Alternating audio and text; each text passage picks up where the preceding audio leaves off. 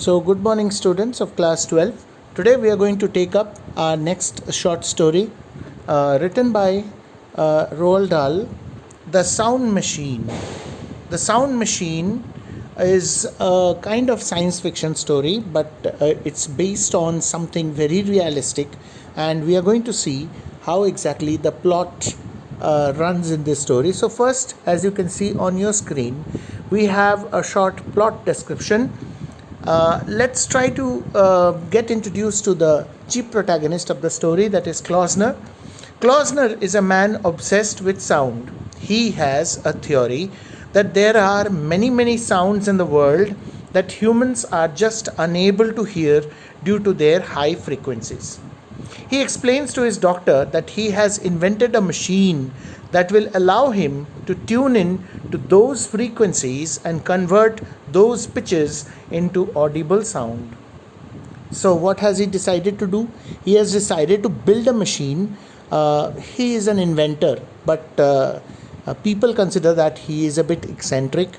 The neighbors, they have a different opinion about him because he keeps odd hours, and he sometimes you can see the light burning in his room throughout the night. So he is considered to be a bit mentally deranged by his neighbors, but actually he's a scientist in the making. So he is experimenting with sound devices, and then the first time he tries it out in his yard, he hears shrieking in his headphones as his neighbor cuts roses from her garden. Each time a flower is cut, he hears a shriek. What is a shriek? A scream. Something which normally we human beings cannot hear, but he is able to hear through his headphones, which is connected to the machine built by him. The next day, he tries a bigger experiment. He takes an axe and swings it into a large beech tree. He is horrified to hear the deep and pathetic moan that the tree makes in response. Klausner rushes back to the house and calls his doctor. Now, this doctor is not only his physician but also someone to whom he confides everything, because even a doctor is a scientific man, and so Klausner thinks that he can share all his secrets, his research work, and things like that with the doctor. So, generally, when you have a physician, a family physician, you tend to become very close to him because he is always there to take care of your health. So, in this way, you can say that Klausner had a lot of faith on the doctor, and so he calls up his doctor and he says, "Please come quickly. I want someone to hear it. It's driving me mad," he says. The doctor agrees to come over and listen to the headphones. But just as Klausner takes a second swing at the tree, a large branch crashes down between them and destroys the machine. Klausner is deeply shaken and asks the doctor to paint the tree's cuts with iodine. The doctor claims not to have heard anything, but he agrees to Klausner's demands and dresses the wounds of the tree.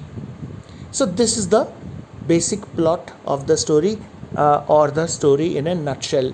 Now we are going to read in detail. We'll take up the unabridged text of this story, and you can also follow it from your textbook, and we will try to understand the whole story little by little.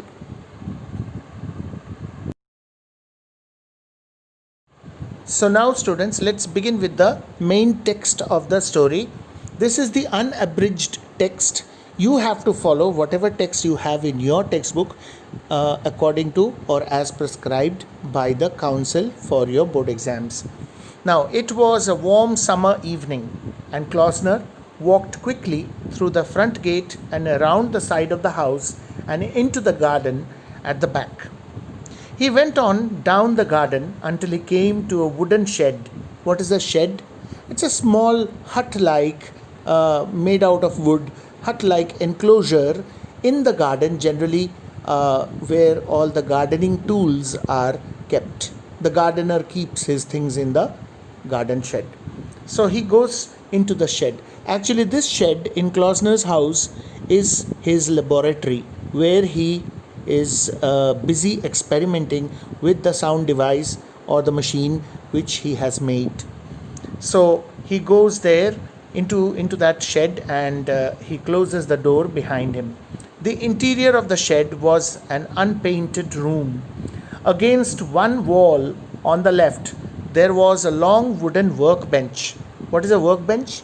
It's a kind of table on which all the tools and implements are kept. In this case, since it was his laboratory, he had maybe all sorts of wires and pliers and screwdrivers and various things, electronic and electrical things probably strewn about on the bench. So that is what it is. Among a littering of wires and batteries and small sharp tools, there stood a black box about 3 feet long. So this was the length of the box, 3 feet long, the shape of a child's coffin. So you see, the author compares it with a coffin, that too of a child. So you see, there is a kind of, you can say, gloominess involved in the very beginning of the story, where the author gives the reference of a child's coffin. Okay, so that builds up more suspense, you could say, because in the reader's mind, because when you have a comparison of this sort, your mind immediately becomes a bit unsure of what you are going to hear next or see next. So let's see what else is here. So the child's coffin like box, which is black in color. Klausner moved across the room to the box. The top of the box was open, and he bent down and began to poke and peer inside it among a mass of different colored wires and silver tubes. He picked up a piece of paper that lay beside the box, studied it carefully. Maybe that piece of paper had the circuit diagram, the layout of the machine, the interiors of the machine or the components of the machine were drawn in that paper. So he picks up that piece of paper and he studies it carefully. Then he puts it down, and then he peered inside the box and started running his fingers along the wires, tugging gently at them to test the connections, glancing back at the paper and then into the box, then at the paper again, checking each wire. He did this for perhaps an hour. So what was he doing actually? He was doing last minute checks. He was performing last minute checks. His machine had already been built. He was just once again for one final time checking all the wires and the connections, because now he is planning to test the machine. So this took an hour. Then he put a hand around to the front of the box where there were 3 dials, and he began to twiddle them. Twiddle them? Well, he was tuning the dials. The dials had pointers in them, and there were probably some knobs underneath. So just as you tune into your radio station when you are tuning a radio, in the same way he was adjusting the knobs of these dials, associated knobs, to tune into the right frequency. The needles, the pointers would take him to the right frequency, and then he would put on his headphone, and then he would listen to all those sounds which normally human ear cannot catch.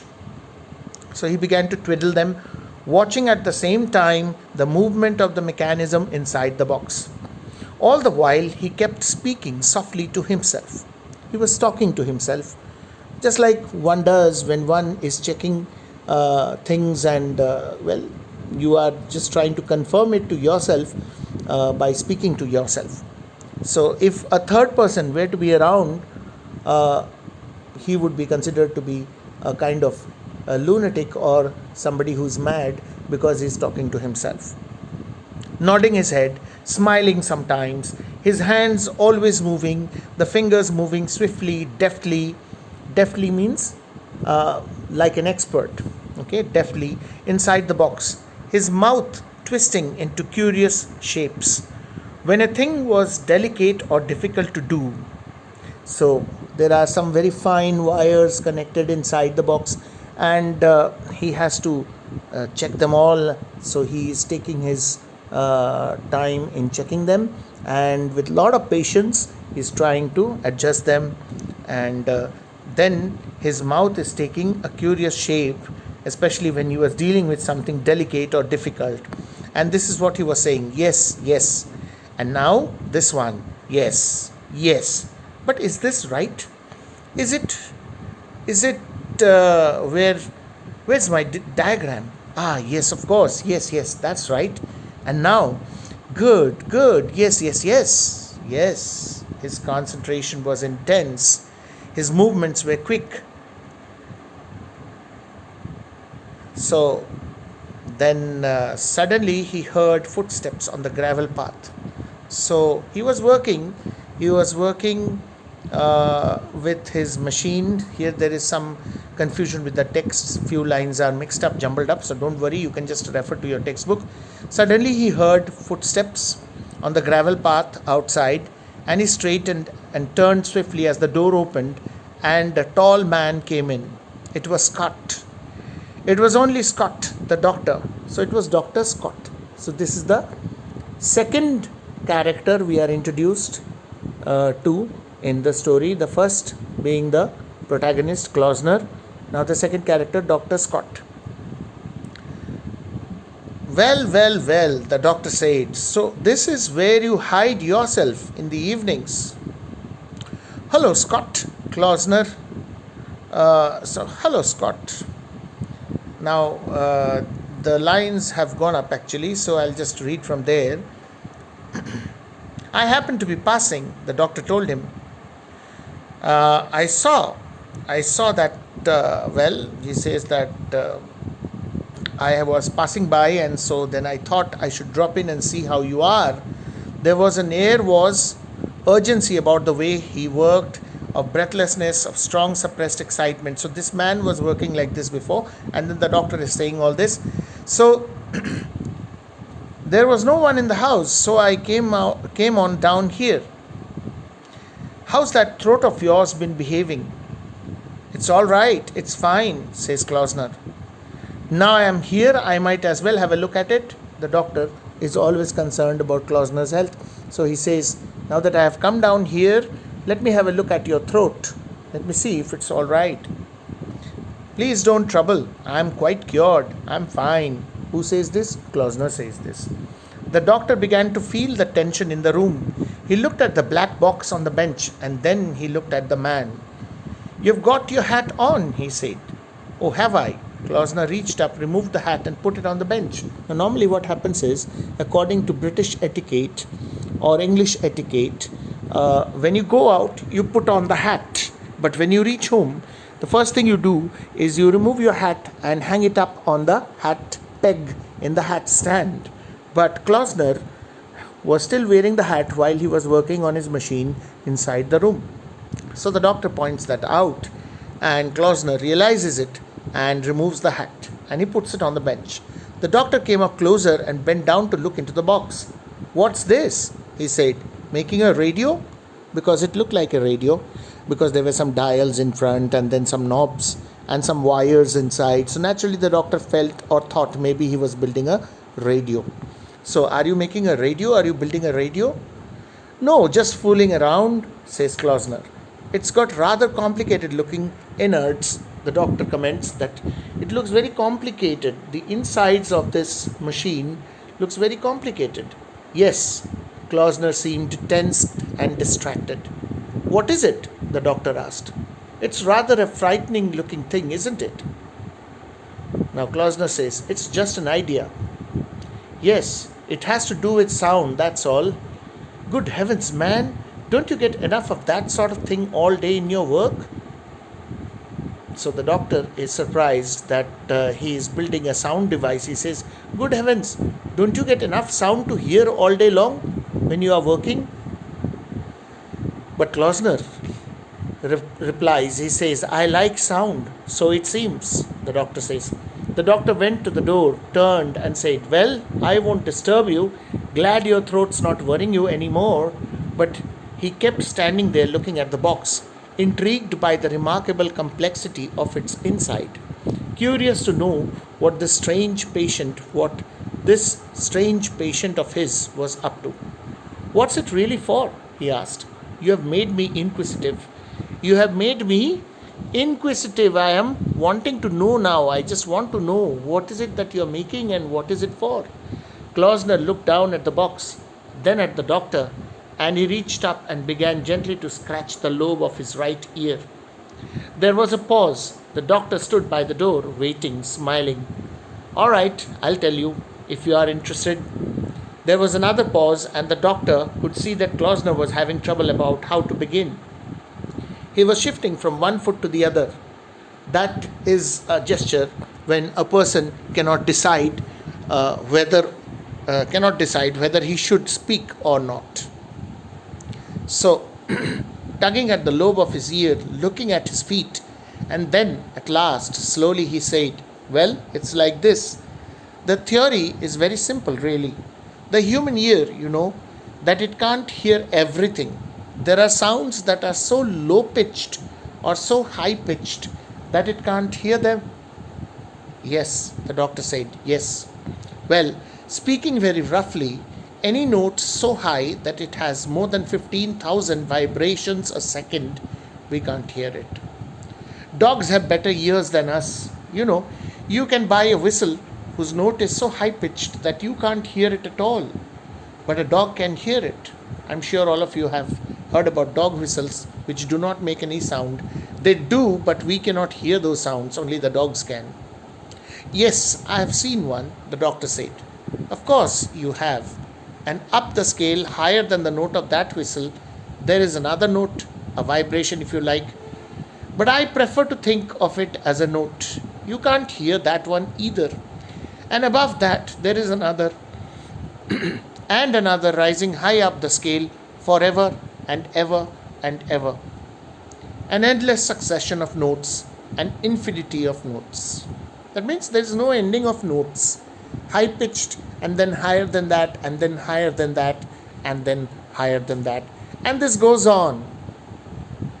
We cannot hear because we human beings, we have limited hearing ability. So that is what Klausner is trying to explain.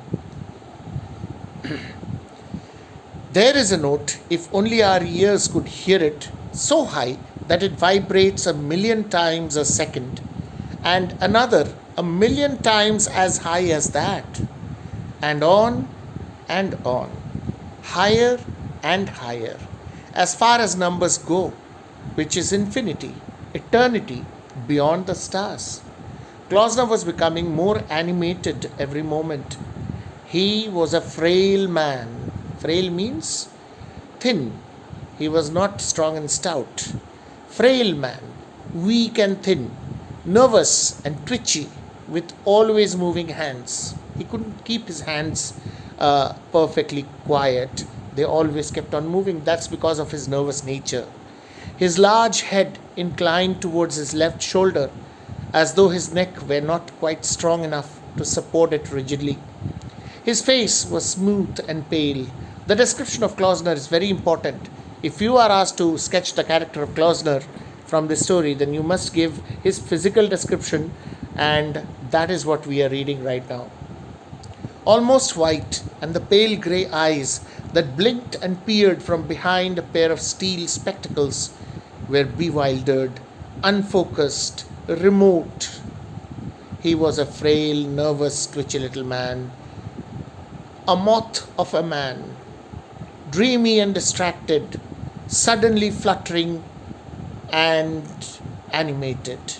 And now the doctor, looking at the strange pale face and those pale grey eyes, felt that somehow there was about this little person a quality of distance, of immense, immeasurable distance, as though the mind were far away from where the body was. The doctor waited for him to go on. Klausner sighed and clasped his hands tightly together. I believe, he said, speaking more slowly now, that there is a whole world of sound about us all the time that we cannot hear. It is possible that up there in those high pitched, inaudible regions, inaudible, something which you cannot hear with your human ears, there is a new exciting music being made with subtle harmonies and fierce grinding discords. A music so powerful that it would drive us mad if only our ears were tuned to hear the sound of it. There may be anything, for all we know. There may, oh yes, the doctor said, but it's not very probable. Why not? Why not? Klausner pointed to a fly sitting on a small roll of copper wire on the workbench. You see that fly? What sort of noise is that fly making now? None that one can hear, but for all we know, the creature may be whistling like mad on a very high note, or barking, or croaking, or singing a song. It's got a mouth, hasn't it? It's got a throat. The doctor looked at the fly and he smiled. He was still standing by the door with his hands on the doorknob. Well, he said, so you're going to check up on that? Some time ago, Klausner said, I made a simple instrument that proved to me the existence of many odd, inaudible sounds. Often I have sat and watched the needle of my instrument recording the presence of sound vibrations in the air when I myself could hear nothing. And those are the sounds I want to listen to. I want to know where they come from and who or what is making them.